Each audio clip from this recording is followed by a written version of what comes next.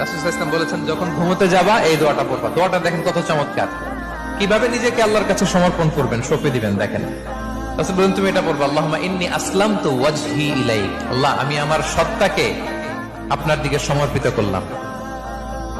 ওয়া ফাওয়াদতু আমরি ইলাইক, আল্লাহ আমি আমার সব কাজকে আপনার কাছে সুপর্দ করলাম। ওয়া আলজাতু যহরি ইলাইক, আল্লাহ আমার পিঠকে আমি আপনার কাছে আশ্রয় রাখলাম। সুবহানাল্লাহ পড়বেন না? আমরা যখন ঘুমাই আমাদের পিঠটা বিছানার মধ্যে লাগাই না? আল্লাহ আমার সত্তাকে আপনার কাছে আমি সমর্পিত করলাম, আল্লাহ আমার সব কাজকে আপনার কাছে আমি সঁপে দিলাম, আল্লাহ আমার পিঠটাকে আপনার কাছে আমি আমানত রাখলাম। লা মালজা ওয়ালা মানজা মিনকা ইল্লা ইলাইক, আল্লাহ আপনি ছাড়া আশ্রয় দেওয়ার কেউ নাই, আল্লাহ আপনি ছাড়া আমাদের মুক্তি দেওয়ার কেউ নাই। আল্লাহ আপনি যে রাসূল পাঠিয়েছেন সে রাসূলের প্রতি আমি ঈমান আনলাম। আল্লাহ যে কিতাব আপনি আসমান থেকে পাঠিয়েছেন ওই কিতাবের উপর আমি ঈমান আনলাম। সুবহানাল্লাহ পড়েন।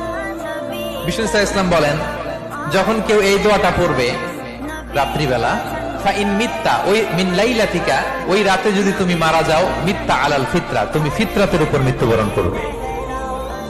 ওয়াইন আসবাহতা আসবাহতা ওয়া ক্বাদ আসাবতা খাইরান কাসীরা, আর যদি রাতে মৃত্যু না হয় তুমি বেঁচে যাও, তাহলে ওই দিনে তুমি প্রভূত কল্যাণ লাভ করবে। সুবহানাল্লাহ।